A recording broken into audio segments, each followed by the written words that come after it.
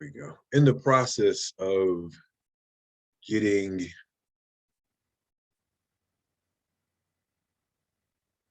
our final papers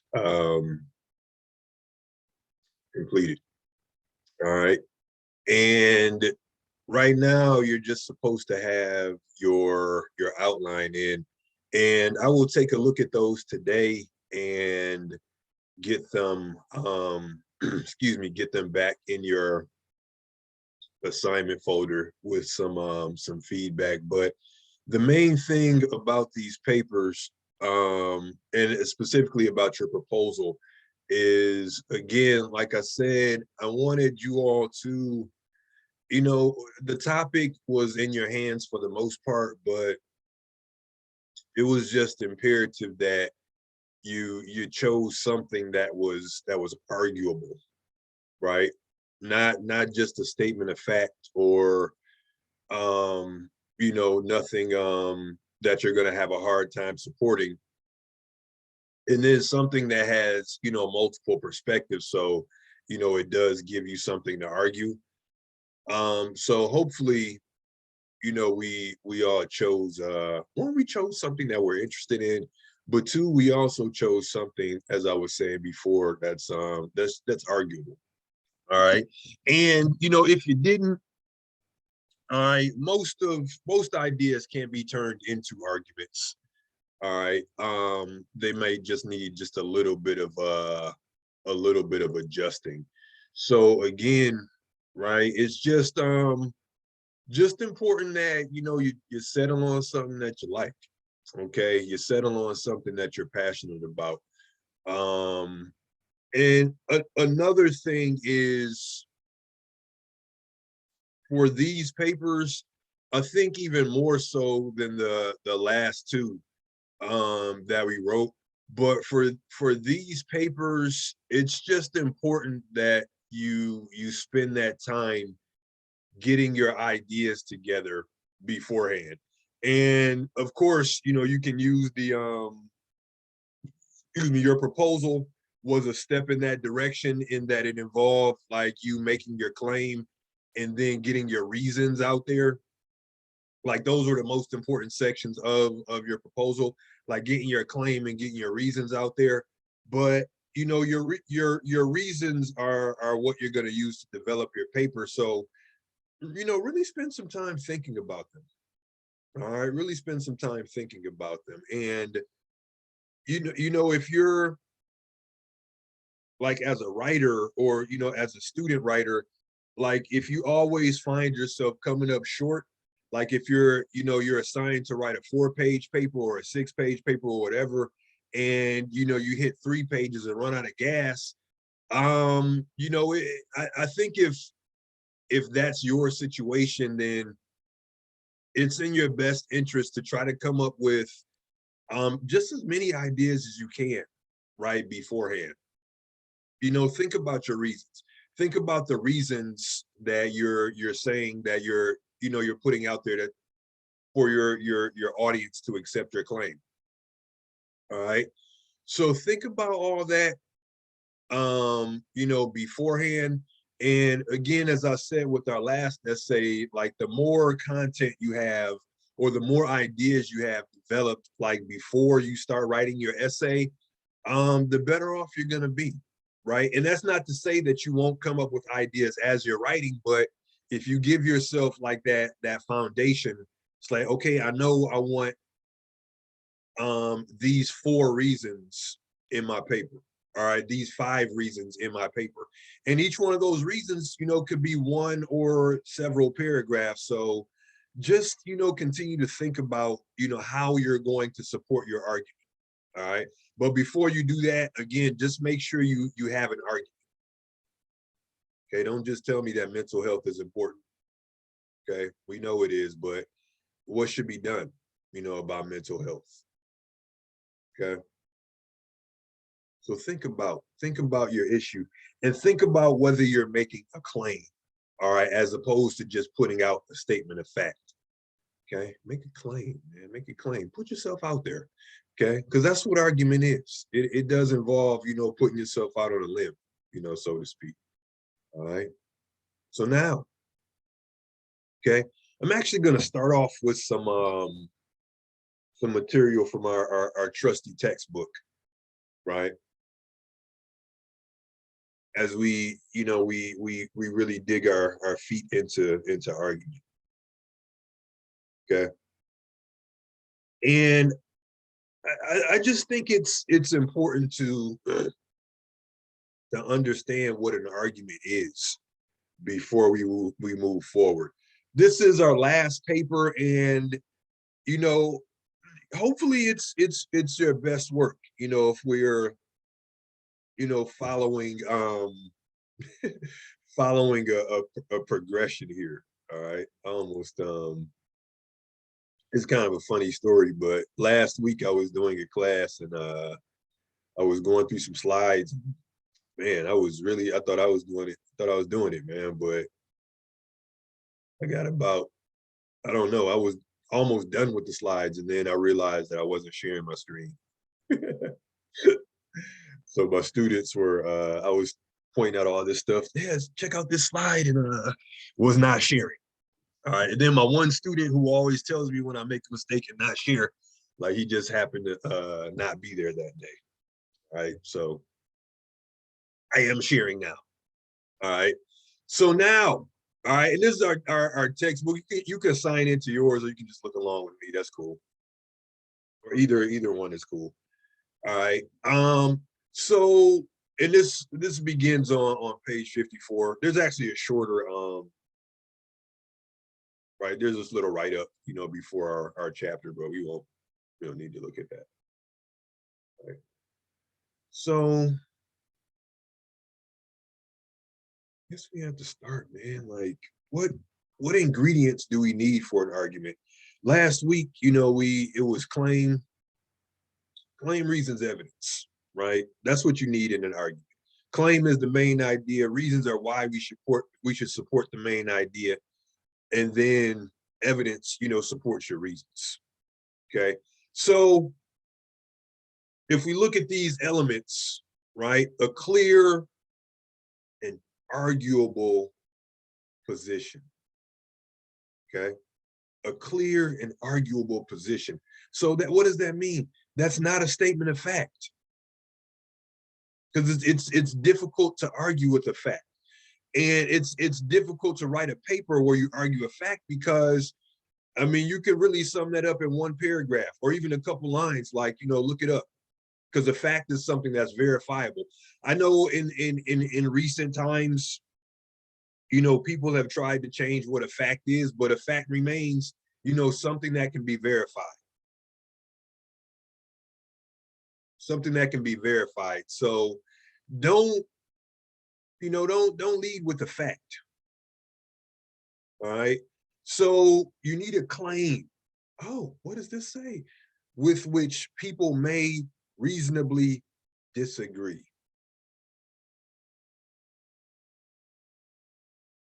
That's how you make an argument, with a claim. Put this claim out there. Okay. People should not rake their leaves in the fall because it's better for the environment. That's a claim.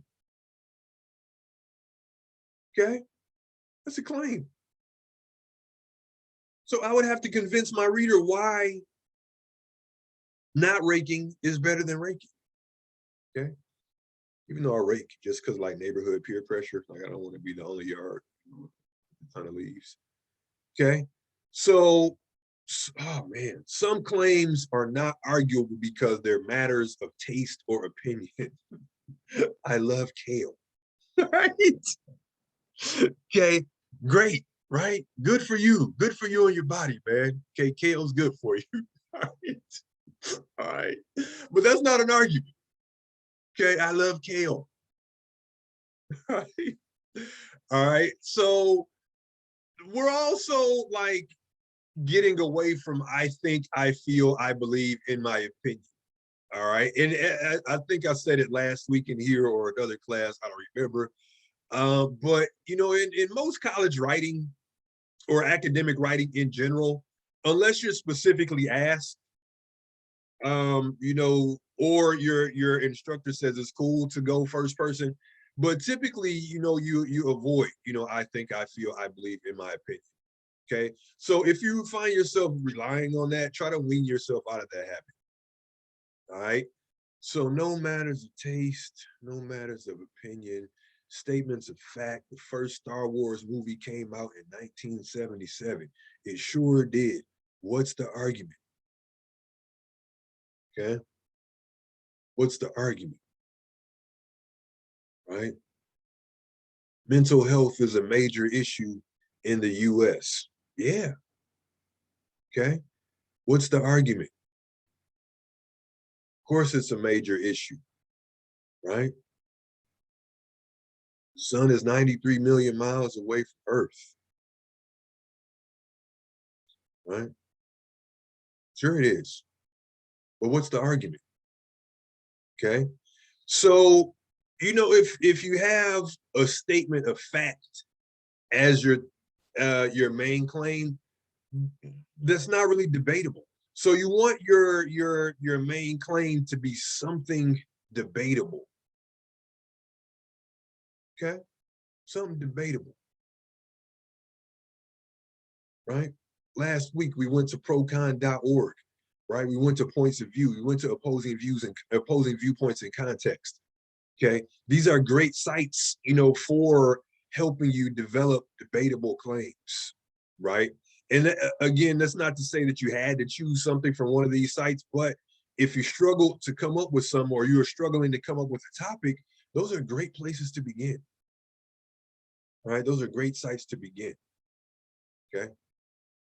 To be arguable, a position must reflect one of at least 2 points of view, making reasoned argument necessary. Right. So there should always be an opposing view to whatever you're arguing. Okay. There should always be an opposing viewpoint, right? Lyft and Uber should be, okay, more tightly regulated. Selling human organs should be legal or illegal. Okay. It's a good argument.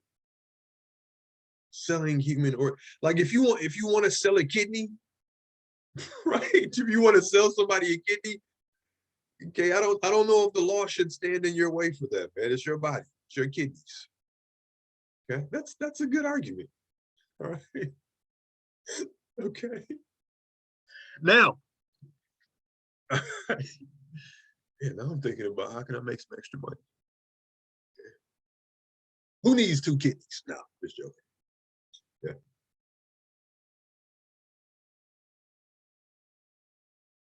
Think about, and I think I used this analogy before, but think about being in court, right? You got guilty and not guilty. Okay. And whether it's guilty or not guilty, the jury's going to decide based on who presents the best case, right?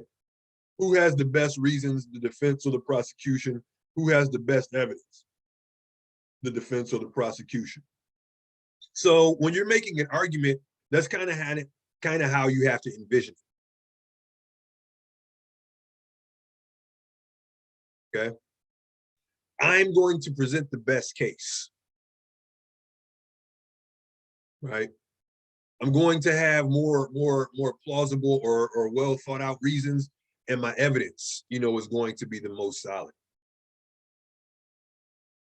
right? So that's the thing about argument. It's evidence. Okay, show them how it's true. Okay, show them why people should have the right to sell their organs if they want to. Okay, yeah, all right. So make sure you have a claim. Make sure your claim is debatable. Okay, make sure your claim is debatable. Right. That's where you start. What are you trying to get your audience to accept? What do you want them to accept? What's the idea you want them to accept? Is it, college should be free, right? Is it minimum wage, should be increased? Okay.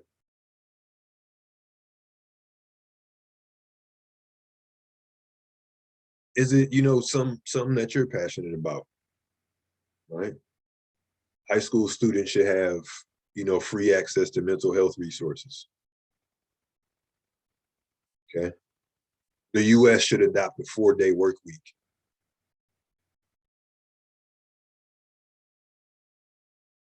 Right. People should have the option to continue working from home. Okay. These are all debatable claims. Okay. Descendants of slaves should get reparations. All right. All debatable claims. All debatable claims. So before, and again, like I said, I'm going to look at your proposals today, but before you start writing your draft, all right, just make sure that you have a debatable claim, because taking some time to make sure you have a good claim, that's going to save you a lot of work. All right, in the long run. Okay, so think about your claim. Also, why does your topic matter? Right? If you think back to the proposal, there's a section, a summary of argument section. Okay, why does it matter? Okay, what background does your reader need to know? Right? Sometimes you need to provide some background on a topic so that readers can understand what is being argued. Right? So how can you get your reader into the conversation? What do they need to know? Okay.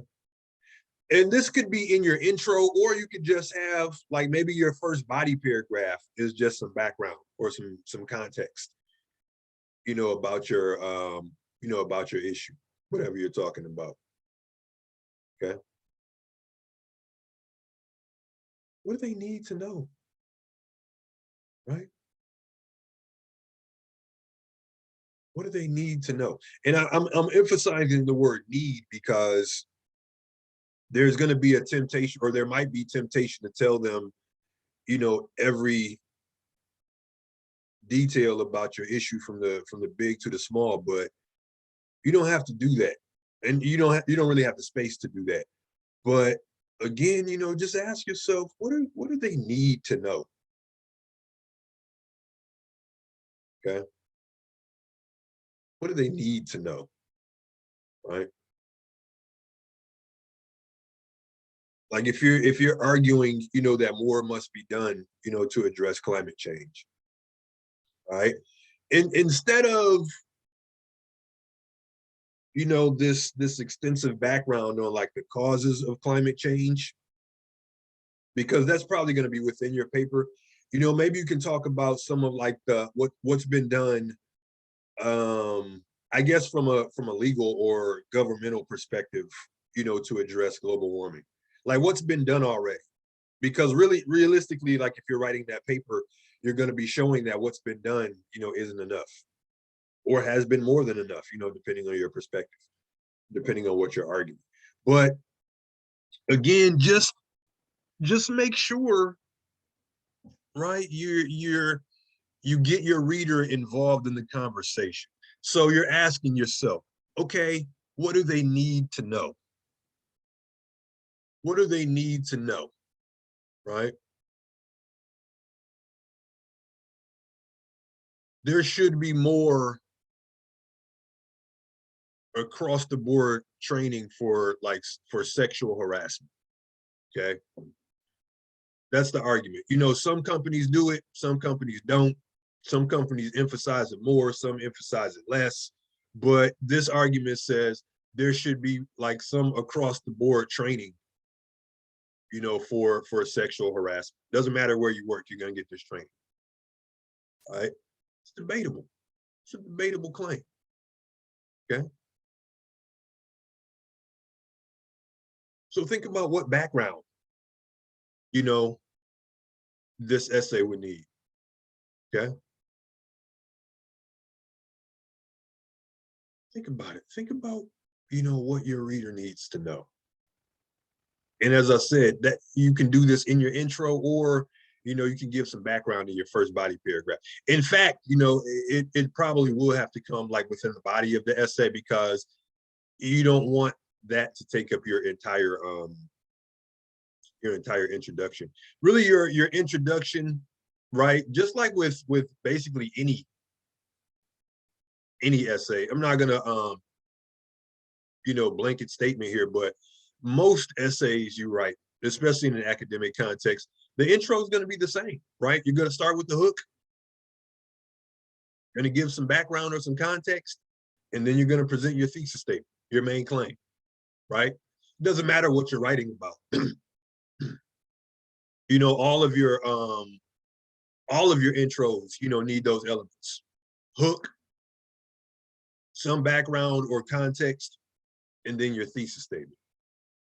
Okay.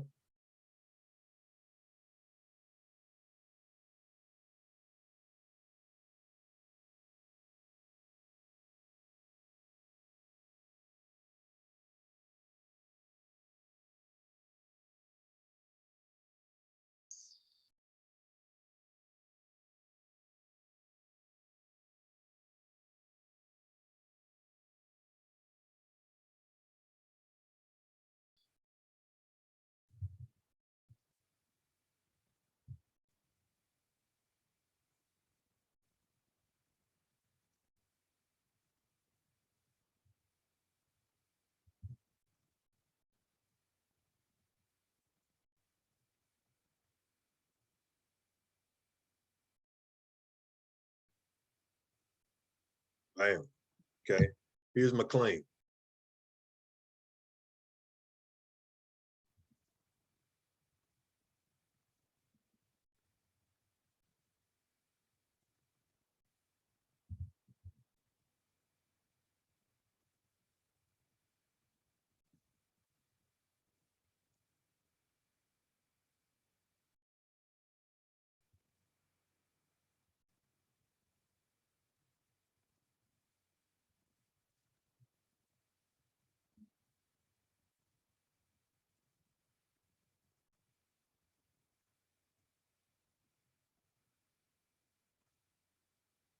Okay.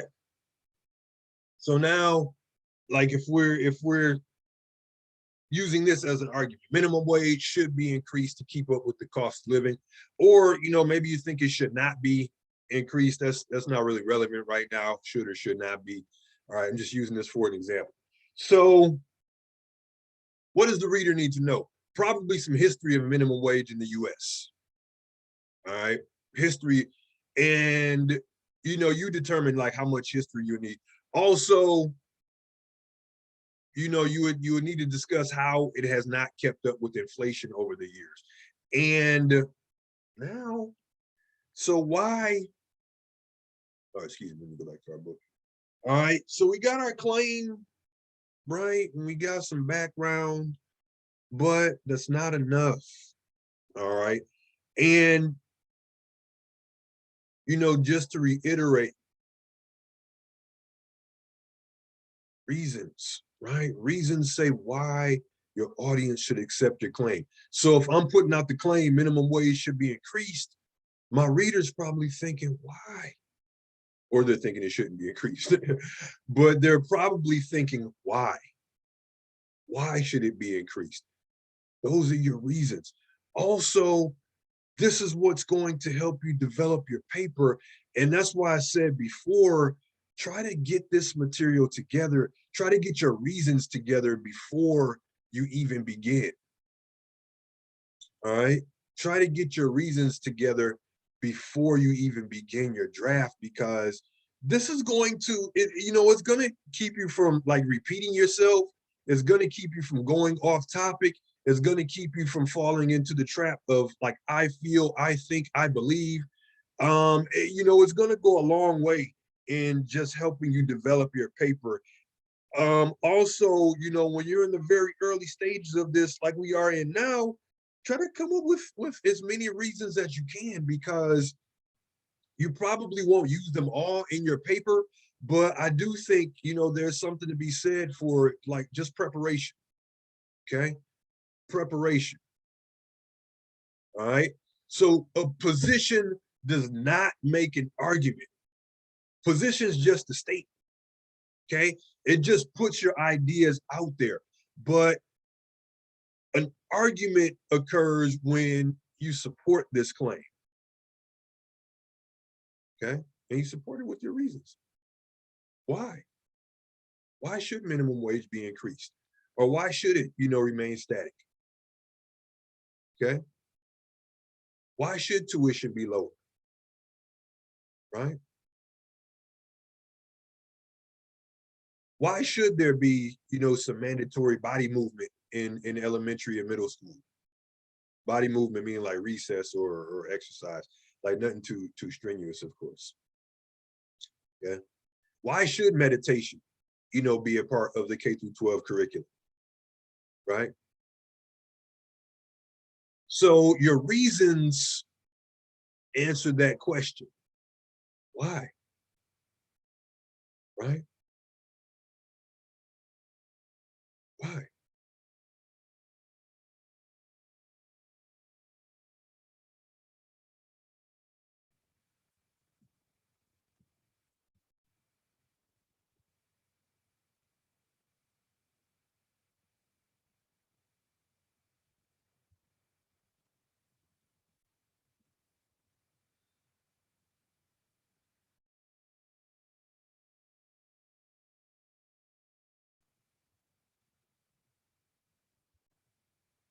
Yeah, butchered that spelling.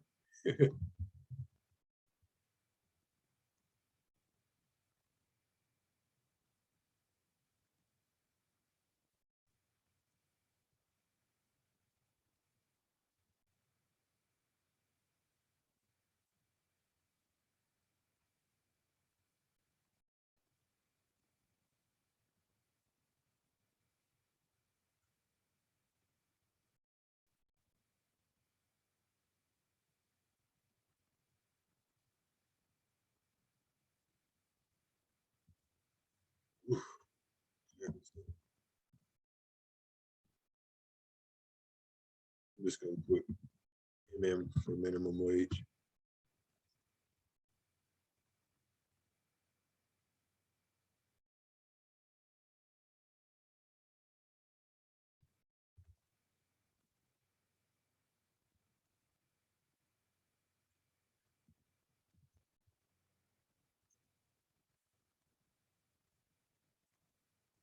All right, and so on and so forth.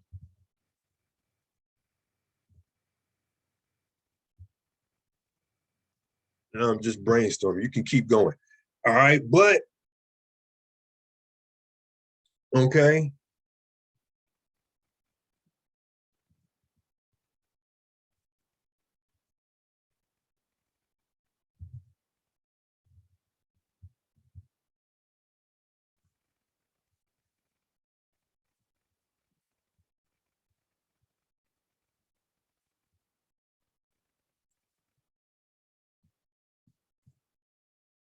All right.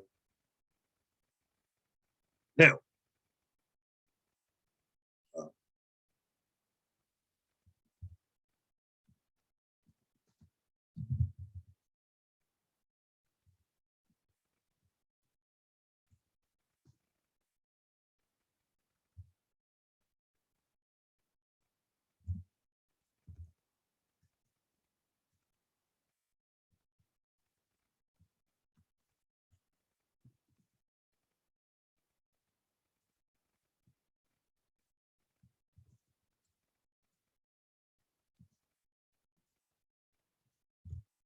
okay.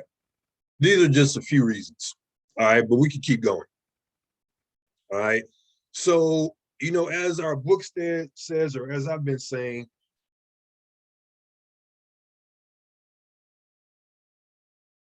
reasons, okay? You need your claim, but then you need your reasons. And, your proposal was or is a great space, to think through some of those reasons. All right. And, again, like each one of these reasons, or each one of the ones that you would pursue in a paper, this could be one, two, a couple paragraphs. Okay, two is the same as a couple. All right. So the claim is minimum wage should be increased to keep up with the cost of living. All right. Well, why? Because minimum wage workers struggle to get basic necessities, food, clothes, shelter. And if you look at the hierarchy of needs, it's very difficult to focus on anything else if those needs aren't being met. All right. What some call minor inconveniences can be catastrophic for minimum wage workers. Let's say you have a car, right? You get a flat tire. Now you got to have the tire replaced and everything. And, that wasn't part of the budget. So, that can just lead to a chain of events, from the one, many people, when they get a flat, it's like, oh, it's just a minor thing. But, if you don't have the resources, that could turn into something catastrophic. All right. Lacking financial resources can cause mental health issues. It's stressful, always thinking about, or, essentially living check to check. All right. Or always thinking about, are you going to make it? Will I have enough to provide for myself? And then if you have a family, that's a whole other discussion. All right. Childcare, like if you have a family, and you have some kids that are under 5, meaning like they haven't started kindergarten yet, you still got to go to work. So what are you going to do with the kids while you're at work, right? Something else you got to pay for, okay? Lack of motivation to work. You may work all these hours, 40, 50 hours a week. Then you look at your check and it's like, man, I did all this work just for this, right? So there's lack of motivation. And then feeling undervalued, unfortunately, but most minimum wage workers are kind of viewed as like interchangeable parts, meaning the employer might be looking at it like, well, if you don't like it, you can leave because there's 10 more to take your place. And that, that kind of sucks, right? So, that can cause a person to feel undervalued, right? Working many hours of overtime, it's like, man, my shift is 40 hours, but I got to work another 20, just to make ends meet, right? Or, working to pay bills, right? You're never really getting ahead. Just as soon as you get your check, you drop it all on bills, right? And then housing, utilities, gas increased, but minimum wage has not, or not enough to keep up, with the price of learning, with the cost of living. All right. Man, it's end of semester. I'm fried right now. All right. So again, you can just keep going, with your reasons, and each one of these you would develop, right? Show your readers how minimum wage workers can struggle, to get basic necessities. And then maybe you follow up with a paragraph about how it's difficult to acquire, or it's difficult to focus on anything else without these basic necessities being met. All right. Show your reader how, minor inconveniences can be devastating, if you don't have the resources, right? I said a flat tire, but what if something goes wrong with your car and you got to put it in the shop, right? If you have a car. And that's not to say, like, if you don't have a car, then you're going to have to navigate public transportation, which is its own issue. All right. So on and so forth. So now that you have your reasons, explain, right? Explain how they're true, right? So you need reasons to support your claim. And I know I sound like a broken record right now, but I am saying try to come up with your reasons beforehand. I don't know, it's like the 100th time I said that, just since we've been on this session, but it's that important. It's that important.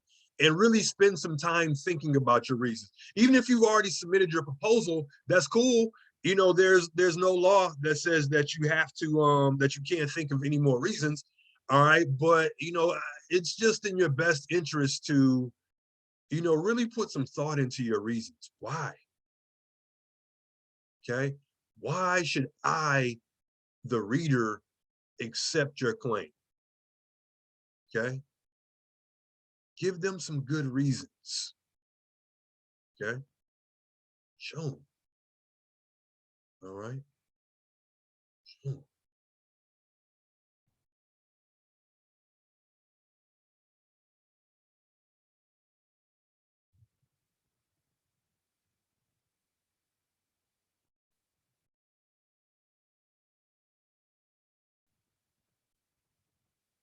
Right? Hard to escape cycle of poverty. Absolutely.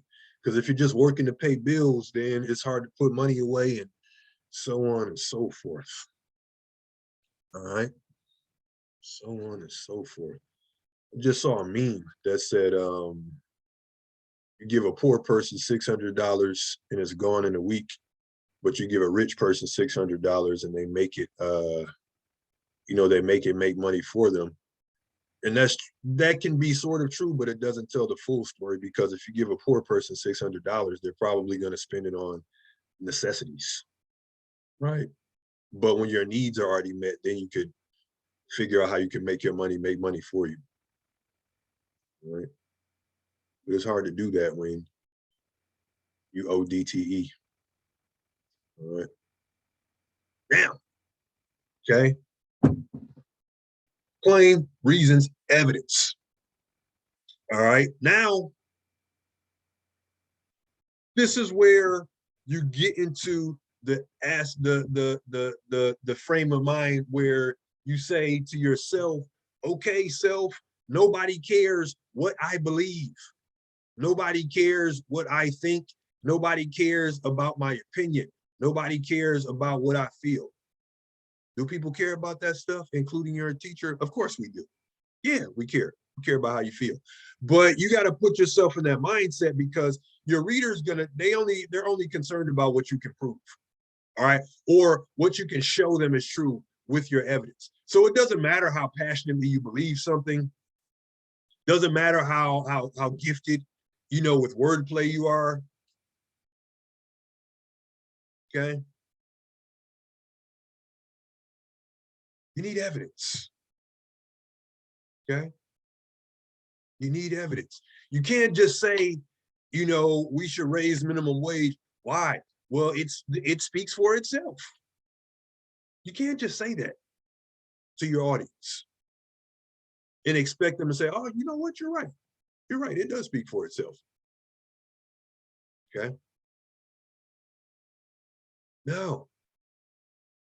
Okay. Oh, being a minimum wage worker can affect one's mental health. Yeah, that's what I said. Okay. Show me how that's true. Oh, okay. That's when you bring in your evidence, your research. Okay. Because it's one thing, like, your reasons tell your audience that something is true, but your evidence shows them that it's true. All right. Shows them that it's true. All right. Once you've given your reasons, now you need evidence, facts, statistics, testimony, anecdotes, textual examples, and so on. Okay. All these are great sources of evidence. Facts, statistics, can't go wrong with those, man. Especially numbers, right? People love numbers. People love numbers, man. Okay. And numbers have a certain, I guess, like a certain no nonsense value to them, because, if you don't believe a person's numbers, you can always go check them for yourself. All right. And what do they say? Numbers don't lie. I mean, they can be manipulated in some ways, but I guess to a certain extent, numbers don't lie. All right. But yeah, numbers. I mean, people respect statistics, man. People respect, or not respect, but people, yeah, respect. But people, tend to look at numbers as being credible, right? But still, you should get your data from credible sources, and let your reader know where your data came from, right? a 2019, you know, study from the Bureau of Labor and Statistics. Yeah, it's a good source. Okay. Make sure your evidence supports your reasons. Okay, don't just drop stuff in there because you know you need it. All right. So think about your like, how are you going to prove your claim? How are you going to show your reader that your claim is at least valid? Okay. So now, in your proposals, you know, I ask you to include like what kind of evidence. What kinds of evidence do you think would go the furthest in helping you support your claim?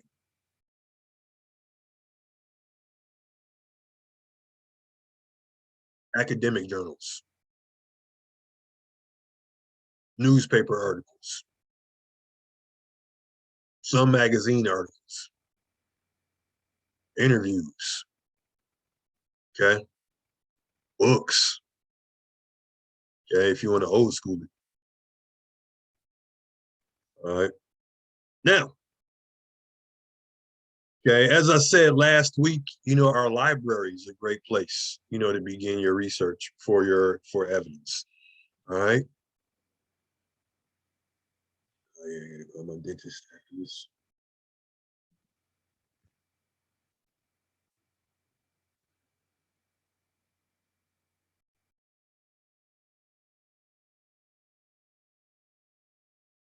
All right. Now I'm just gonna go in our library. Okay, it's kind of hidden down here. Okay, well, this site's getting kind of busy, man. Bots and stuff. Okay, I'm just gonna go to find articles and databases. All right. Also, let me stop here real quick. You could always go ask a librarian if you're having trouble finding your research, and this resource is available 24/7. So you know if it's like 3 in the morning and you're having you know a hard time finding articles on your topic, just click this and you can enter a chat with the librarian. And again, like I said, it's available 24/7. All right, so somewhere, right? I didn't mean to close out of that.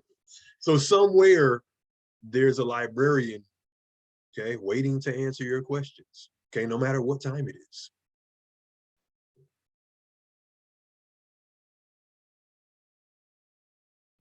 OCC Bob, move out of the way. There we go. Okay, find articles and databases. And then I'm just gonna I'm going back into points of view.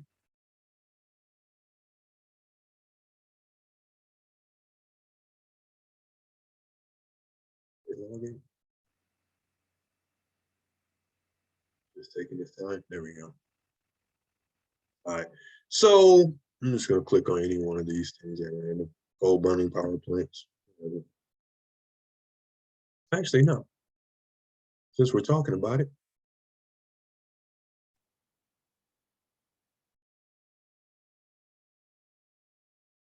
I'm just gonna go.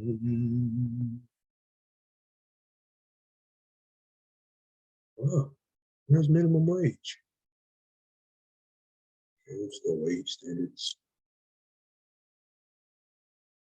All right. So now, if you look along the side here, right, here's just different, you know, just different kinds of resources, right? Again, if you go points of view, you're just going to click on, if you click on points of view, you're just going to get, here's what this side thinks and here's what that side thinks. But, you know, if you look at some of these items, then there's going to be more, just more content or more different kinds of evidence you can use. But you know, that's points of view, and then opposing viewpoints and context. It's pretty much the same thing.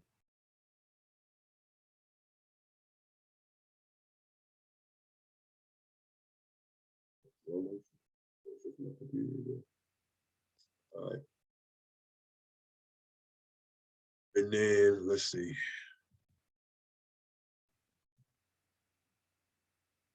You can go browse issues, but I just like search because I already knew what I was talking about. So again, here's my issue, right? Minimum wage. Here's some background. Here's the viewpoints, meaning like here's what this side thinks, here's what that side thinks, and then here's my resources. Okay, here's my options for my resources. Okay, so there's a ton. I'm just gonna click on websites here. Okay, yeah. Valuable resources. Okay, credible. That's another thing about our academic library, as I said last week. When you get something from an academic library, the discussion about, whether it's a credible source has already been had. So, you can use material from our library or from any, I don't know, because I don't know all academic libraries, but most academic libraries, or at least the ones I know of, right? They're you can get safe information from those. All right. But I just caution you against relying too much on Google because you're gonna get so much content, right? And you might Google something, but it takes you to some like site that's extremely partisan, or it has an agenda other than, just presenting information. All right. So, just be careful about Google. I'm not gonna tell you not to use it, but I am gonna say start with an academic library. Okay. And then when you are using Google, just be mindful of what you get, man. Like if you don't trust the information, don't use it. Or, if something rubs you the wrong way, try to find that content elsewhere. Like if you find some numbers or something, try to cross-reference. Try to find that data elsewhere. Okay. Like if you only find it in one source, it might be a red flag. All right. Might be a red flag. Also, don't live in an information bubble or an echo chamber. What I mean is like if you only get your news or information from sources that like align with your political beliefs or your ideology, you're probably in an information bubble, right?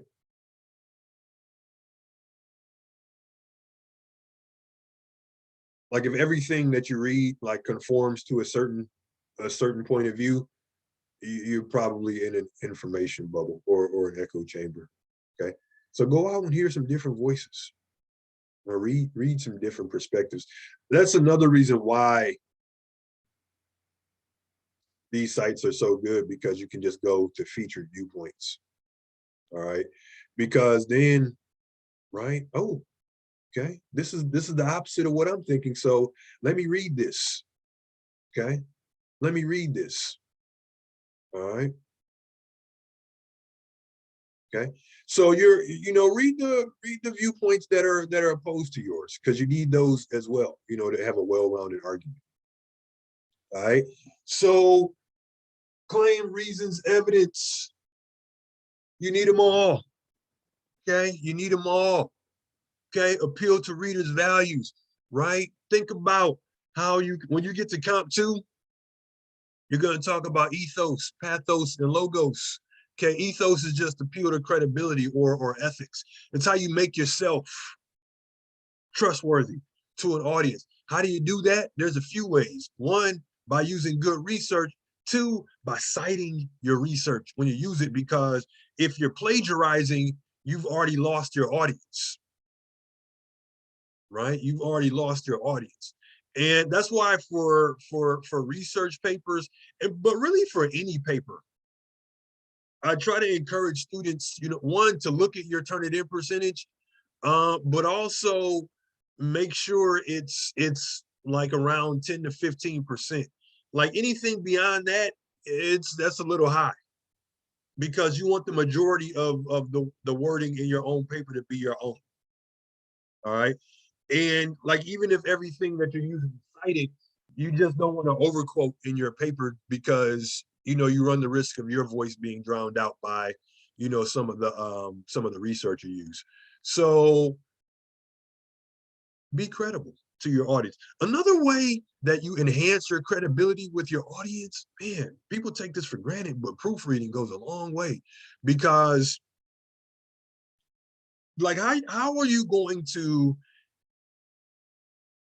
how is your audience going to accept your position when they're distracted, because there's the constant misuse of like there and there, or there's so many typos within the paper that it's hard to understand meaning, right? So proofreading goes a long way to establish your credibility. Okay, it's the same thing like if you're applying for a job and you have to upload a resume or a cover letter, right? If that's poorly written, or if you didn't take the time to go back and proofread, then you're going to lose credibility with your audience, right? And I've read papers where typos in the first line, so like that you've already set the tone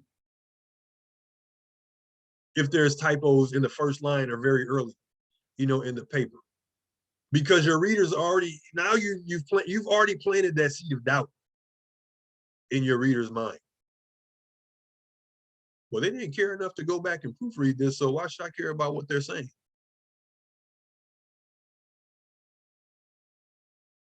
So it makes a difference. Okay, it makes a difference, definitely. So that's how you establish your credibility. I am trustworthy. You can believe me. I will not mislead you. That's really what you're saying to your audience. And you're also saying to them, I am an expert on this topic. Okay, I'm an expert on this topic, because that's what your reader is going to be thinking when they see your name on your paper. All right, and then try to appeal to their emotion. Okay, let's say you're writing this paper about increased minimum wage. Okay, you got the numbers in there, right? You're killing them with the statistics, right? You're showing them like, hey, this has worked in other countries where the wages have kept up with the cost of living. Okay, maybe you're showing them how, like, even companies in the US, they start their wage workers off at a reasonable wage. Okay, I think like Costco, they treat their employees pretty well. All right, Trader Joe's too. All right, in a few other places. All right, so you're showing your reader that it can be done, meaning you're showing them precedent. Okay, oh, that's great. That's going to appeal to logic or logos, right? Appeal to logic. But if you want to sprinkle some emotional appeal in there, maybe in your research you found a story of a minimum wage worker just struggling to make it,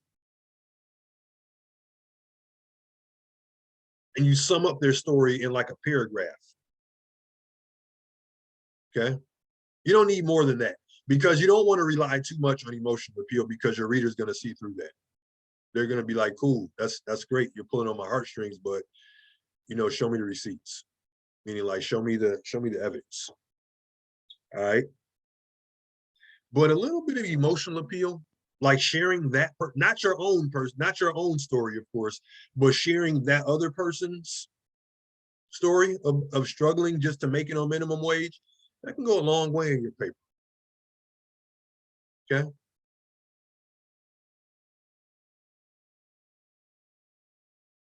effective arguments appeal to readers' values and emotions. For example, arguing that legalizing organ sales will save the lives of those in need of transplants appeals to compassion.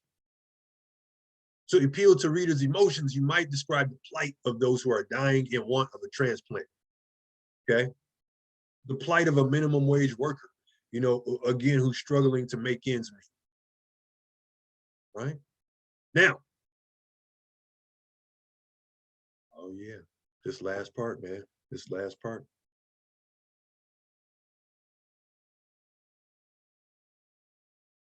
Okay, This is why you don't want to rely too much on emotional appeal. Keep in mind, however, that emotional appeals can make readers feel manipulated and they're less likely to accept an argument. So if your paper is all emotional appeal, it's not going to go over well. It's not going to go over well because your audience is going to be, you know, you have to envision your audience as critical thinkers. And a critical thinker is going to see through too much emotional appeal. Okay. So try to strike that balance. Okay. Because you don't want to have a paper that's too heavy with numbers and data and statistics. They're certainly a valuable part of an argument, but think about how you can humanize your paper too. Professor Norwood? Uh-huh. That's my problem. I don't know how to do that. Like that is like I might have, like I get all this information, but it's not my information. So to make it my own, I'm struggling without, I'm having a hard, because I don't know this stuff. So all this stuff is stuff that I'm getting. So to make it my own, even when I make it my own, that part that I don't know what's called turnipike or whatever it's called, will say, okay, you're at 15%, 20%, 30%. I'm like, this is my words. I'm trying to take this paragraph, make it my own. I don't know. I'm just. No, I agree with her. I totally understand what she's talking about because I do the same thing and I've changed it completely. And still it shows that it's like 40 or 45% not my words. Like, yeah, I just changed the thing all is of this. When I click on your percentage. I do. And I click on the percentage and I went and read it. I'm like, look, I don't know how else to word this here. This is not my information. These are my words, but this information belongs to this source. I get that. However, trying to switch it to me is still it's like, for instance, I'm trying to do, you know, how mental health affects Black lives. That's like right paper. So I don't know how it affects Black lives without the research. So how is this paper going to be my paper? How is it going to be in my words? I don't know this information.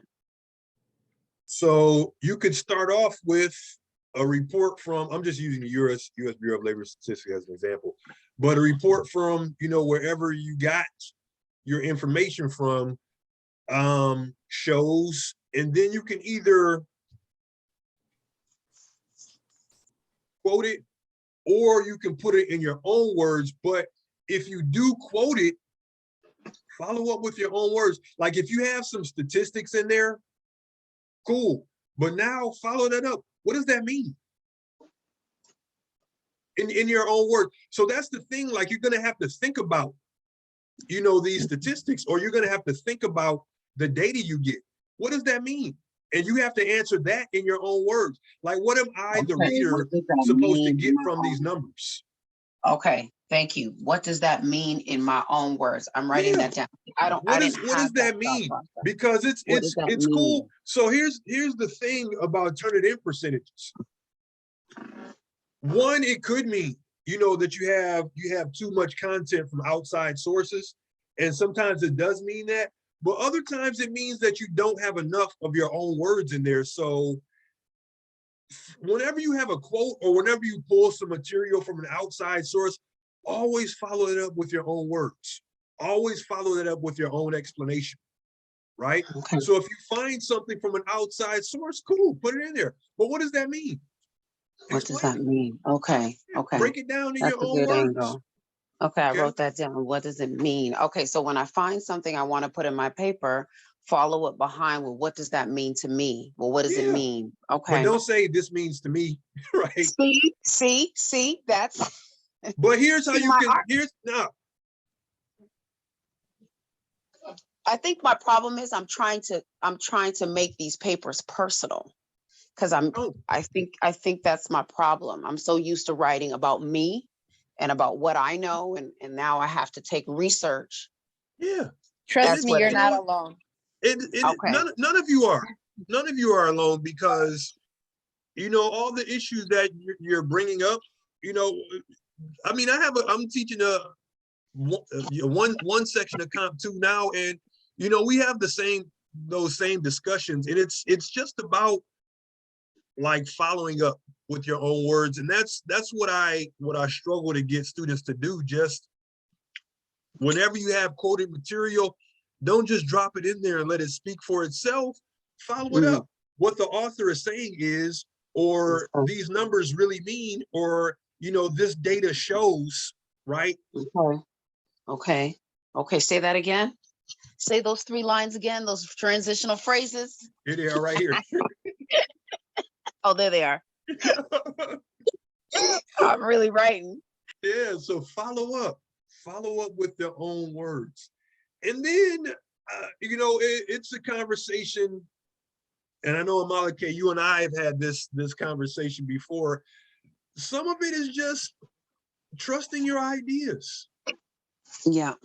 Trusting your ideas, right?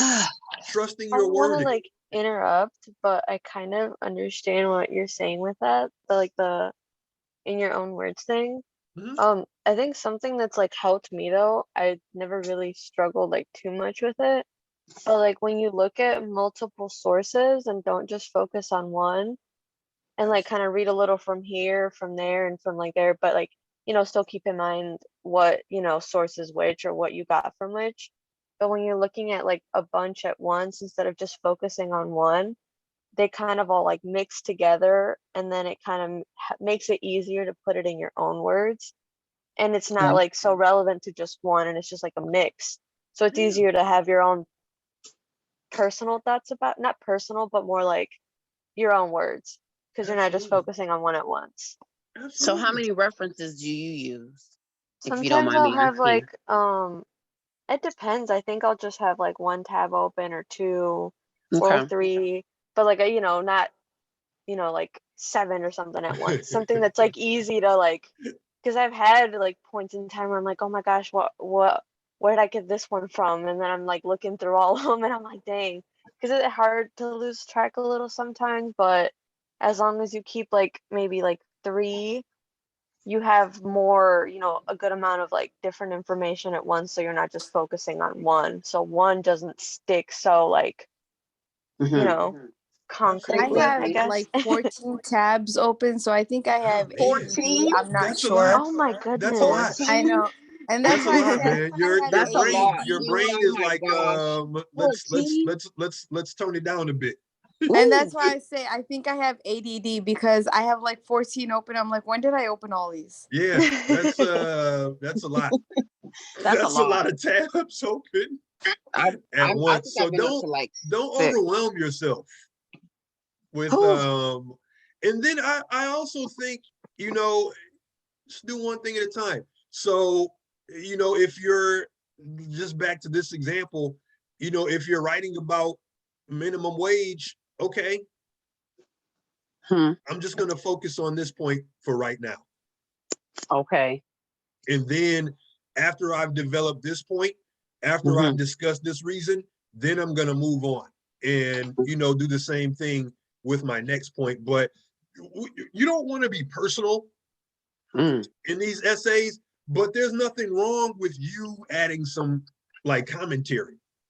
Just, but I think like I'm always cautious about saying that because I think you know, sometimes we can just become too dependent on our own experiences or like I think, I feel, I believe. And really, and I get it because we're kind of conditioned that way, but and I think like sometimes that's why we struggle to make that transition into academic writing where it's not so much, you know, about our own experiences, but include some commentary in there. You know, what do you like when you see a minimum wage worker, you know, just struggling to make ends meet? What do you think about that? But don't just say, I think, right? But whatever you're going to say after I think, you know, just begin with that. Okay. But in Thursday's session, I'll show you all a few paragraphs, like of how this could look. I'm not going to say should look, but how it could look. But I think like A good body paragraph is a good balance of like research material and your own commentary, right? But for some, it's just about creating that balance of, I got this from an outside source, but then, you know, following that up with your own commentary. Again, it's what I said before, like, what does this mean? Right? What does this mean? Okay. Okay. But I think, Leslie, you made a great point, because one, in looking at those multiple sources, you are, getting those different perspectives. But it's like you're also learning more about like whatever the issue is, and that gives you more fuel for your own commentary. Okay. Another thing, and this is the last thing I'll say about this, I keep going. Another thing, all right, but just because you can't use your own experiences doesn't mean you can't use somebody else's. Like, more often than not, whatever you're going through, you aren't the only one that's going through it. Like if we talk about how, like if I talk about my student loan debt, right? I'm one of millions, making those payments, right? So I can look into the experiences of others, right? But sometimes the issue, like when you're using your own experiences, like saying, people should be able to text and drive, right? Because I do it all the time, and I haven't gotten an accident yet. Okay. So that's the issue when relying too much on our own personal experiences. Your audience is just going to say, well, that's just you. Those are just your experiences. Okay. Now, with all that being said, okay, with all that being said, it really goes back. Well, it starts with our claim, but it's really all about our reasons. Okay.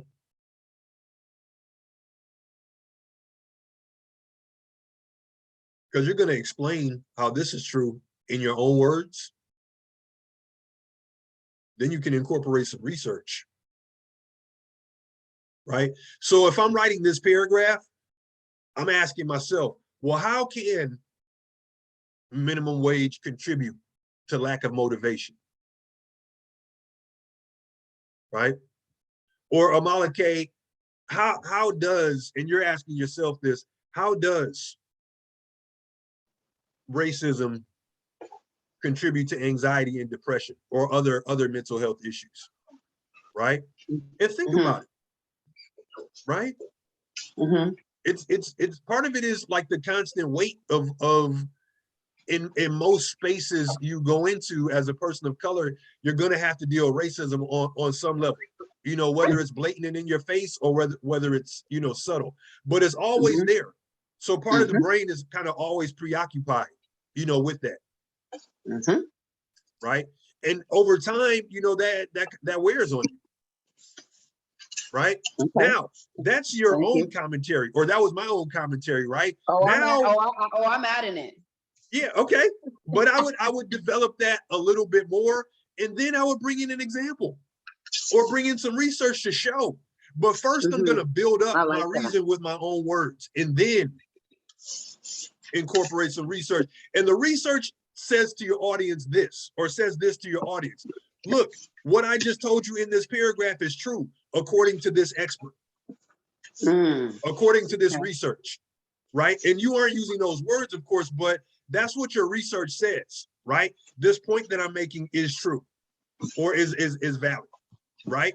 So you have your research, and then maybe you follow it up with one or two more sentences of your own commentary again, because you don't want to begin or end a body paragraph with, with a quote. Okay. So I think that's the process of argument. It's like it's taking an issue and really like probing it, or really just thinking about it. Okay. Really just thinking about it. And I get, we're on a tight schedule here, And a lot of the issues you're going to be talking about are, and this for anybody, a lot of the issues you all are going to be talking about are complex, but do your best to work through them, like think through the issues, okay? I don't know if you all can see this, but I keep like this little green composition notebook just near my computer, and I just jot down stuff.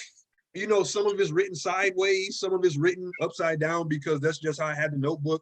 But it's just about like me jotting things down because it helps me explain, right? So try to, you know, do whatever you have to do to get yourself organized. The proposal is just one step in that direction. Okay. Now, okay, we can wrap it up here. When we meet again Thursday, right? I'm gonna show you. Really, I'll show you, you know, a paper, but I definitely want to show you a couple of paragraph examples, and I'll show you like how to incorporate research without it dominating the paragraph. Because again, your voice, especially in a paper like this, but really in any academic paper, your voice should always be the dominant voice. Should always be the dominant voice, okay? And in order for that to occur, you gotta trust you gotta trust your ideas, okay? I think I said this before, but you know, worst case scenario, you could be wrong about something, and it's not the end of the world, okay? Being wrong is like it's a great learning opportunity. Okay. Or you might be doing your research and say, you know what, I started off thinking this way, but now in light of this new research, you know, I kind of see it from the other perspective. That's okay. That just means you experience some growth. All right. So now, my good people, actually right now, I'm about to go over the proposals that are in the assignment folder. So you should have yours. I got another class at 11:30, so you should have them back by like before then. If you don't, it'll be around like two-ish. All right, because I got another couple classes today. All right. So we'll pick this discussion back up on Thursday. All right.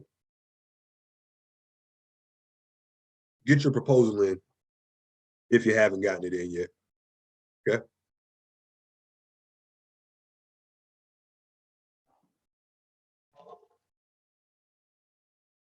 Blurry. Right. I don't know how to yeah, I don't know why my face comes in so clearly, but never mind. All right. Have a good day, folks. All right. I will get this recording posted. Take it easy, folks. Thank you as well.